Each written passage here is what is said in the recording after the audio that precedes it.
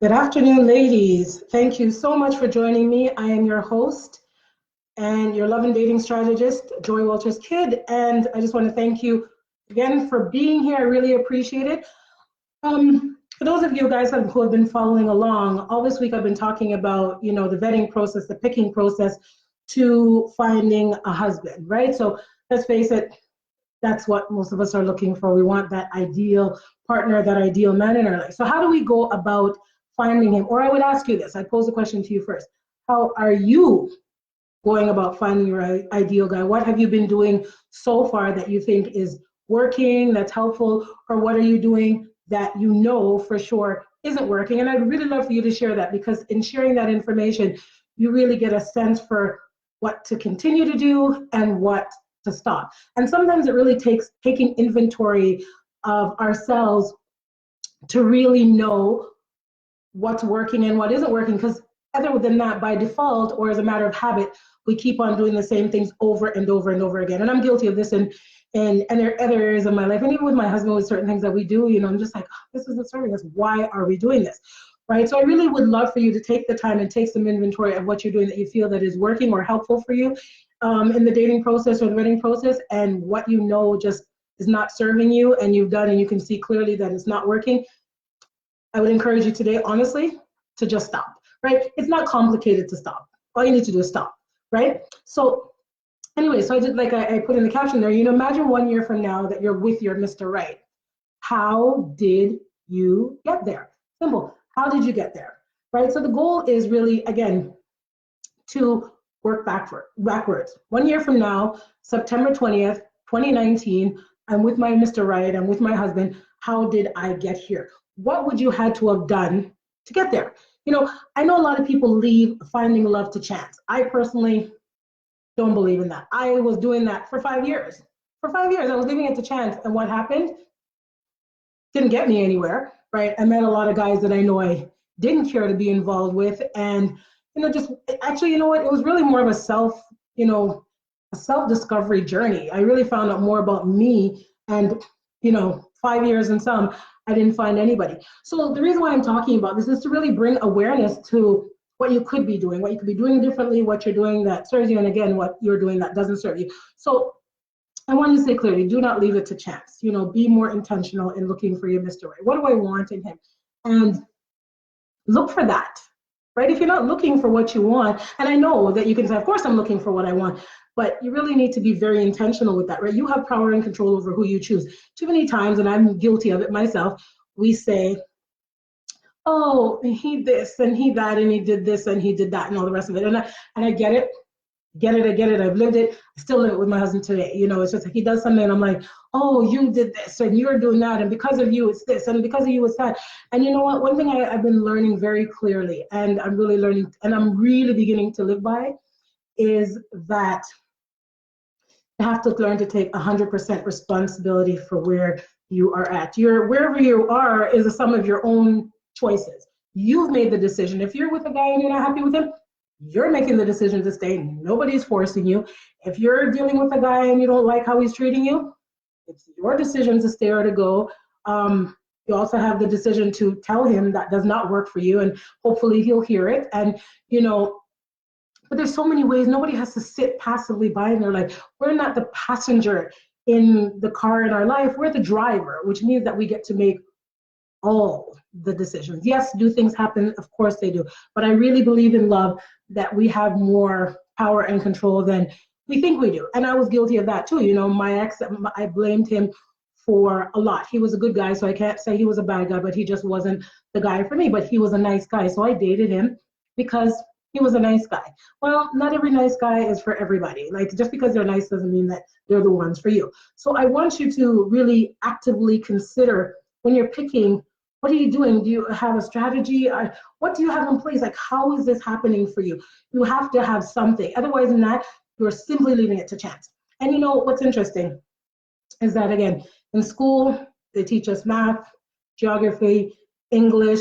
I think my kids even did a class on parenting for a semester. I don't know what that's going to teach someone really about parenting, but we have all these classes that teach us how to do things. But you know what? They never taught anybody a class on love.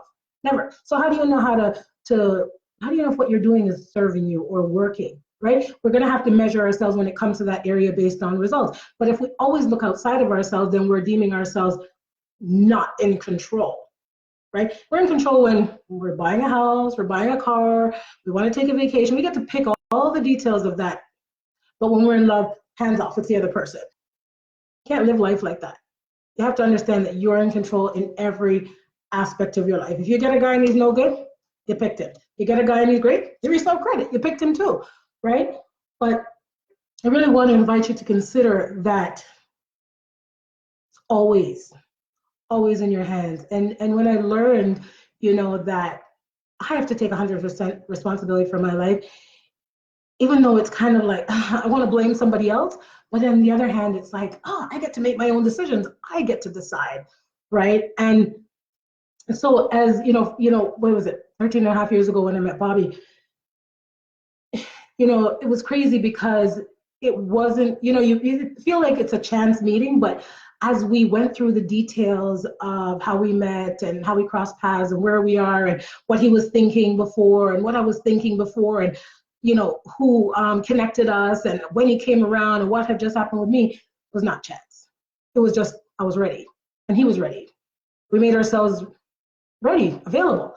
And that's the thing. And so, I want you to really think that you have the same opportunity to meet that person. I really believe that God sends us the right person at the right time. I don't believe necessarily in timing, but I believe when, the time is right, based on where you are and you making decisions for yourself, that you will meet the right person.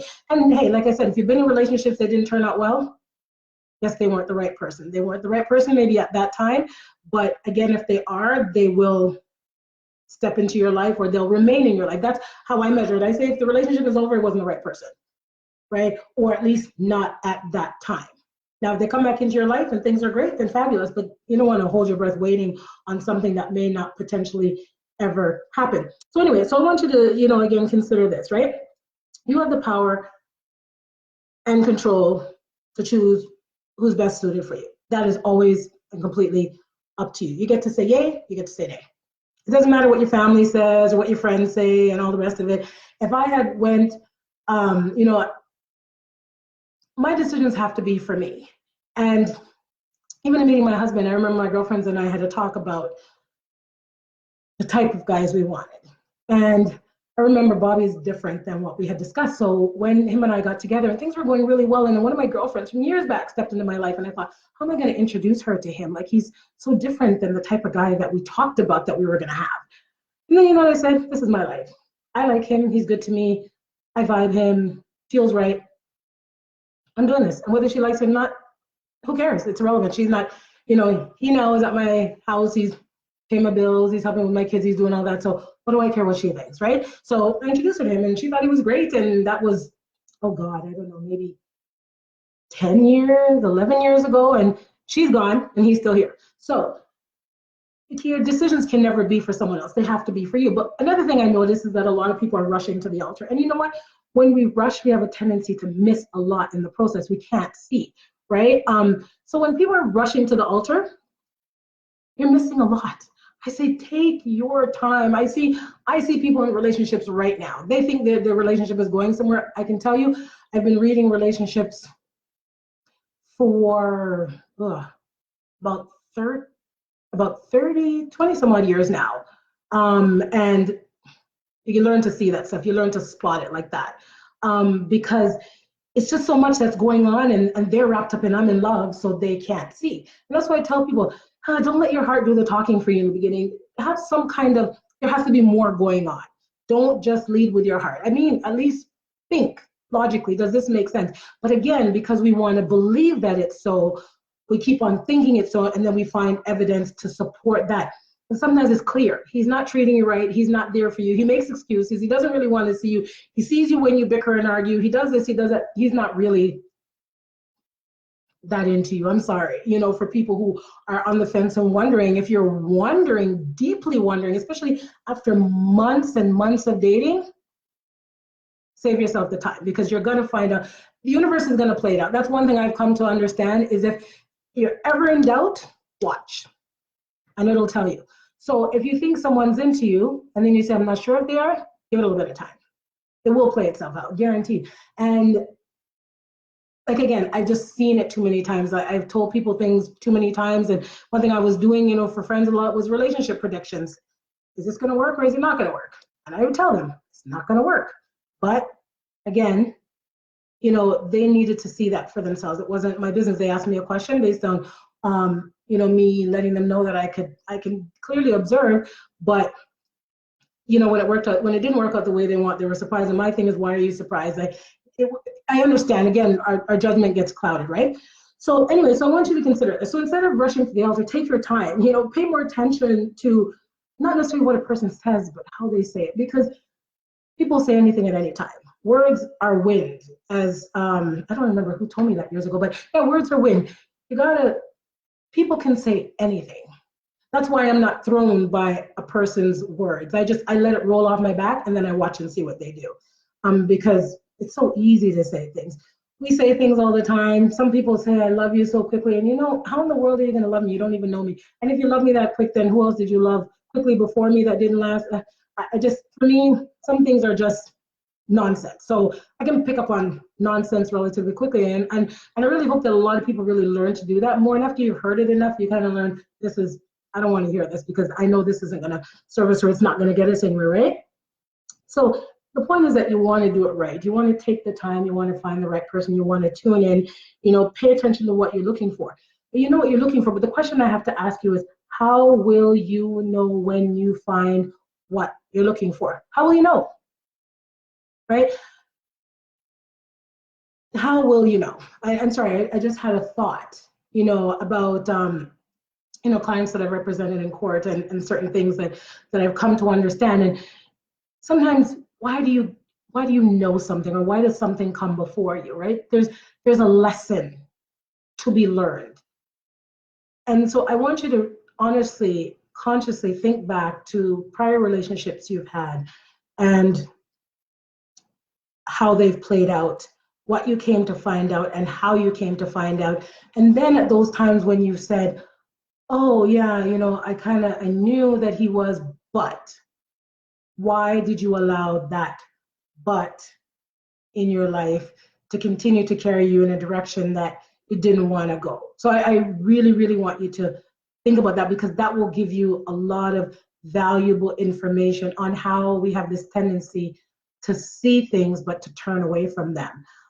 So I encourage you in your quest to find Mr. Right, to find your husband, to find that companion, to find that life partner, that you take your time, and I know that, I talk about how I met my husband in 7 weeks, and I did, and it wasn't a rush, and it's because I was open and I was ready. And it's interesting because it didn't take long, and I've heard other women who finally met that partner to share their life with, heard their processes, and I realized it's not just me, they've had similar processes. And I just want, you to take your time and think through some things before you rush into it. And I'm always here, and how I, serve women that I know is by really helping them to walk through the process, to see things that they can't clearly to see. And, I've been there. This is not me saying I know it all and I have all the answers. I had to learn a lot of it, and that's why I'm able to share it with other people. I'm able to now look back and see how I wasn't seeing versus how I came to see. There was difference in how I approach things, and I really want to encourage you to take the time and to open your eyes and see, especially if in a year from now you're looking to settle down with your Mr. Right. You got to think, if I want to be settled with this guy or know who he is and have him in my life by September, or way before September 20th, 2019, what do I need to change? And I could say, what do you need to do? But we'll let that sit, we'll kind of put that on the back burner for a minute. What do I need to change now to get there in 1 year? And I really what I'm trying to offer you here is some contrast in your decision making and the choices that you've made prior that has brought you to a place maybe where you don't necessarily want to be right now. And like I said, I've had to look back at the choices that I've made too. Stupid, silly ones for me, that to really think that that's why I was by myself. Anyway, that's a bit of my past. I've obviously made decisions that didn't serve me, and I really believe in my heart that I've found my life partner now. And I just want to invite you to consider, what are you doing right now that's not serving you, so you can get some contrast on what you can do now to move you forward. So if you want to chat, you want to connect with me, you want to have a conversation, you're more than welcome to leave me a message here. I can put my calendar there. You can also book a time for us to take some time and to chat. You're free to leave me a private message anytime, because the goal is, like I said, I honestly do wish that I had someone who would share some things with me that I didn't know. I really had to take the time and figure it out. And like I said, I spent 5 years alone, which I don't want to do again. I'm so used to having someone now with me to do everything with it. He's with me almost all the time, that it's it's different when he's not. Of course, we both need breathing space, but I actually really do enjoy his company. He's my best friend, and so even if we're not getting along the moment, we're still together. Why? Because he's my friend no matter what, but he's also the man that I want to spend the rest of my life with. So again, I want to encourage you to really look at what you're doing that's not serving you, and I want you to, from that, I want that to be your contrast, and I want you to think that maybe what could you be doing better that will serve you. And again, if you have any questions for me, please feel free to connect with me at any time. I'm here. So anyway, have yourself a great rest of the day, and I'll talk to you again soon, ladies. All right, so take care of yourself, and bye for now.